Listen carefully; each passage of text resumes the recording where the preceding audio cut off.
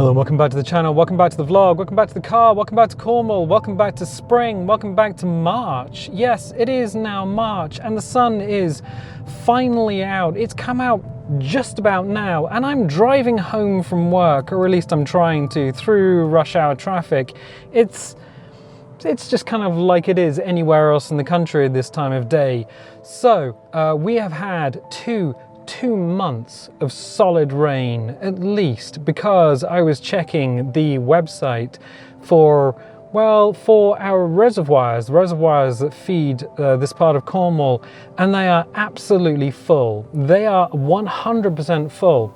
Now, the other year that happened was 1995, and something else happened in 1995. It was incredibly wet for the first few months, and then for the rest of the year it dried up. So from April all the way through to September we had no rain, and I'm kind of worried about that this year because, well, it could be an El Nino year this year, which means, yes, it starts off super duper wet. As you can tell, there is water all over the road. There's no place for it to go. But come the summer, it could turn into a blasted hellscape. And that's kind of worrying. I don't like being too cold, I certainly don't like being too hot. But what has this got to do with the channel? Let me explain. It's not obvious at first, for you see, I woke up the other day to the sound of the fire alarm and a roaring fire.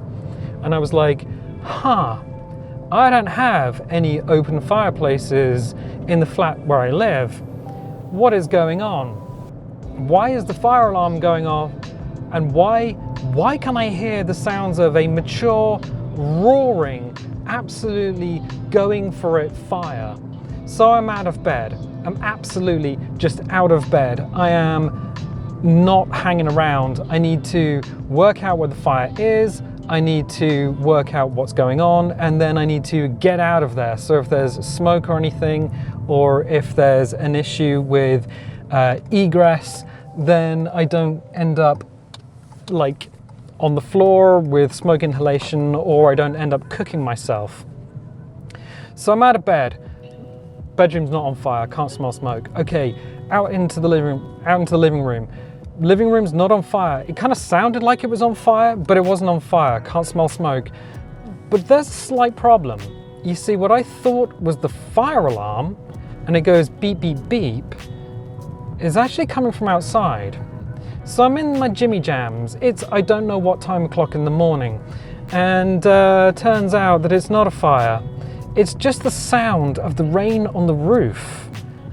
It's so intense. Not only does it sound like the whole building is burning down, but it set the next door neighbor's car alarm off. And it wasn't the first time that had happened. The amount of rain, the torrential rain that had been coming down all last weekend was enough to cause localized flooding. It was enough to cause all manner of issues. So yeah, I was considering at one point just donning a wetsuit and swimming to work, but that didn't have to happen, so that's kind of cool. One of the things I did do last weekend was I went and visited Mum, because I hadn't seen her in a while, and I was like, oh, I got a sewing machine for Christmas. And I remember her talking about using a sewing machine when she was, I mean, she still uses one now, but a very specific type of sewing machine. So I got a Singer 128K for Christmas. And it has a vibrating shuttle, or a bullet shuttle, which the bobbin goes into, and then the whole thing moves backwards and forwards. It's something that I asked for, because partly because history fascinates me. I love, like, being an amateur historian. I love that sort of thing. But also the things that I like. I also like it when, like, practical history. So I've been repairing my own clothes. If you get a busted seam on something, I'll repair it. I'll put a blanket stitch in typically. So t-shirts and tops, I'm not throwing that stuff away. I'm not spending as much money as you spend on a modern t-shirt only for a seam to rip and you just throw it away. So usually just put a blanket stitch in while I'm watching something on YouTube, but if I had a Singer sewing machine, I could just put it in and turn the crank and then stitch it up, wind bobbin with the correct color thread. it sort of all sorts itself out, right? So I asked for one and Dad was like, "Are you sure?" "Yeah." Now, I thought it was from 1910. Now, 1910 is the year before Titanic's hull was laid down, and is 2 years before her maiden voyage and sinking. But while I was over at Mum's, we ran the serial number on the machine, and it's an F969, but it's also 7 digits. So I think it was made in Clydebank in Scotland in 1920. So 10 years difference.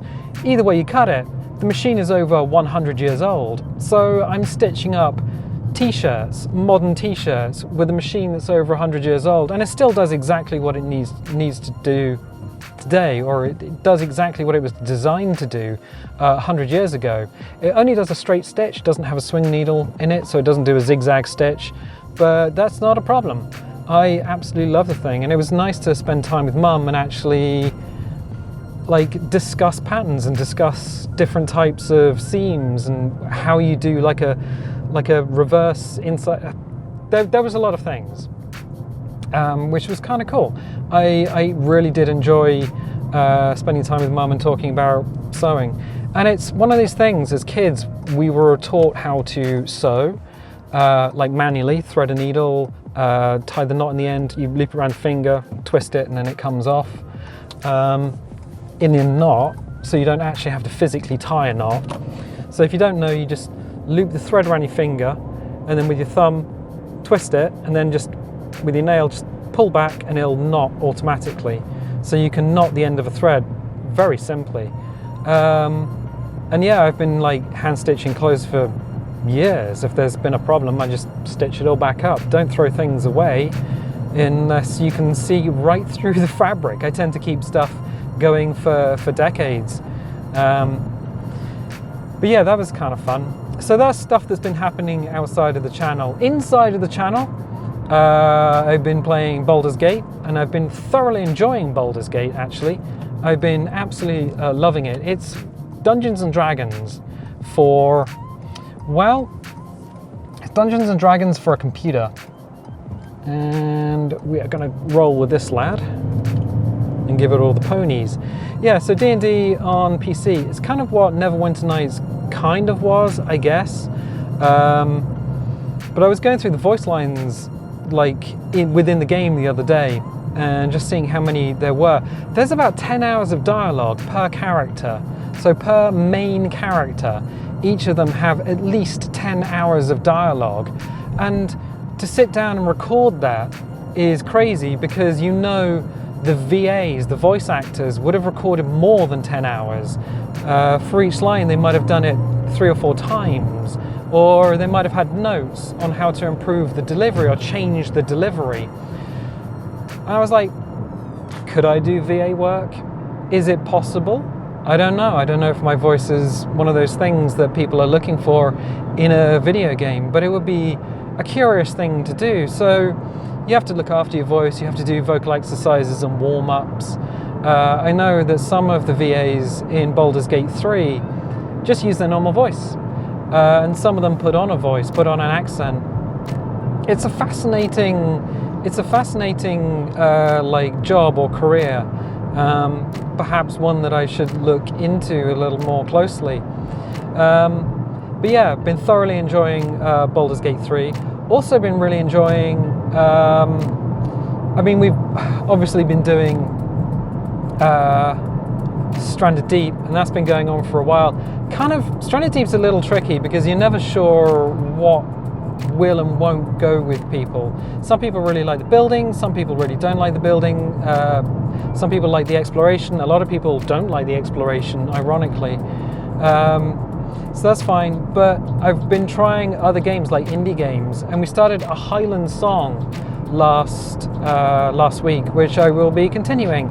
It's made by Inkle, and it covers Scottish music, so Highland folk tales, Highland music. It's a very interesting game. I've been thoroughly enjoying that one. It's very different. It kind of reminds me of Unravel, where we played, we've played a couple of indie games last year. We played Gris, which I mispronounced as Gris, because it's actually French for grey, so it's Gris.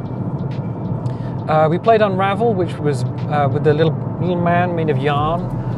That was very good. I enjoyed that. But like a Highland Song, the level design is a little tricky. It's a little tough. And one of the things I'm finding is that when Moira is talking, items in the environment just don't light up. So you can miss a key item which will stop you progressing because Moira has a speech bubble above her head.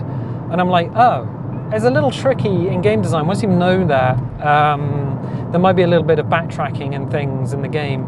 But yeah, it's going to be an interesting one. I have a feeling we are going to get stuck, and it's going to get there's going to be a bit of back and forth on that one. I think you can do the whole game in about 2 hours if you know what you're doing, and I really don't know what I'm doing. So that's an interesting one. What else are we doing? Baldur's Gate, Stranded Deep, a Highland Song, the vlog, obviously. I was going to start, or I'm going to start... Ooh. Oh, I've got to keep an eye on this roundabout.